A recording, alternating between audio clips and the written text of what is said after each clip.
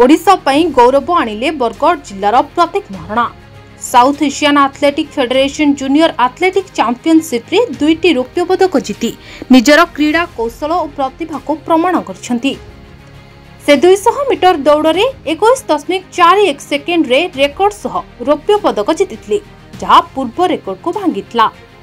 एहा सहित से तांको साथी खेलाड़ी मानक सह बाधा दौड़ रे मध्य रौप्य पदक जीतिथिले। प्रतीक सफलता परे ओडिशा दल सर्वमोट 4टी रौप्य और 1 कांस्य पदक सह एही प्रतियोगिता रे श्रेष्ठ स्थान हासिल करछि। एही प्रतियोगिता पूर्व प्रतीक महारणा राउरकेलार बिरसा मुंडा स्टाडियम रे प्रशिक्षण नेथिले एवं एहा परे से भुवनेश्वर कलिंग स्टाडियम रे अक्टोबर 7 और 9 तारिख रे हेबाको थिबा 35तम पूर्व जोन जूनियर एथलेटिक चैंपियनशिप पई प्रस्तुत होउछंती।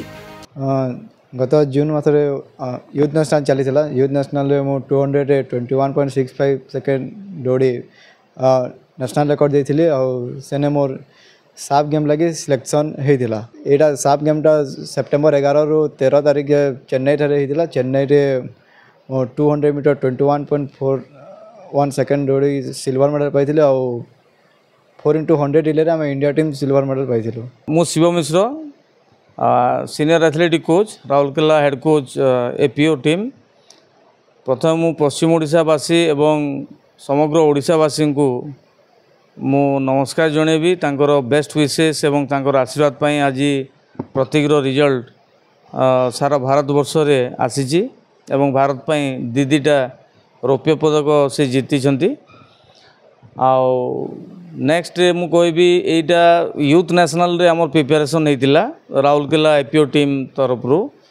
आउ यूथ नेशनल रे प्रत्येक 21.65 सेकेंड देगी इंडिया रो रिकॉर्ड दिला यूथ रे एवं साफ गेम पाई सिलेक्शन पाइला इंटरनेशनल मीट खेलिया को। एटा तार होजी फर्स्ट इंटरनेशनल मीट जोटा कि चेन्नई रे अनुष्ठित होइतिला 11 सेप्टेम्बर रु 13 सेप्टेम्बर। एथिरे माने 7टा देश आस्थिले जोटा कि आमर साफ गेम रे साउथ एशियन एथलेटिक चैंपियनशिप रे 7टा कंट्री पार्टिसिपेट करती। आउ साफ गेम रे प्रत्येक सिल्वर मेडल मारला एवं श्रीलंका जे गोल्ड मारला। आउ बहुत बढ़िया प्रदर्शन रहा 21.41 एवं नंबर 1 रैंकिंग रे एशिया रे चलची प्रतीक तार एज ग्रुप कैटेगरी रे एवं वर्ल्ड रैंकिंग रे नंबर 17 रे चलची एवं आमर इंडिया रे नंबर 1 रे चलची। तेणु आशा करा जाए जे यही परीक्षा जदि तार इंजुरी फिंजुरी न हो आगामी दिन में से वर्ल्ड एथलेटिक्स रे निज ना एवं भारतर ना बजाय रखिबो। बरगड़रू सत्यजित दास को रिपोर्ट शिरांचल लाइव। तेरे भली किसी गुरुत्वपूर्ण खबर देखा चाहती आम चैनल को लाइक सब्सक्राइब और शेयर करो।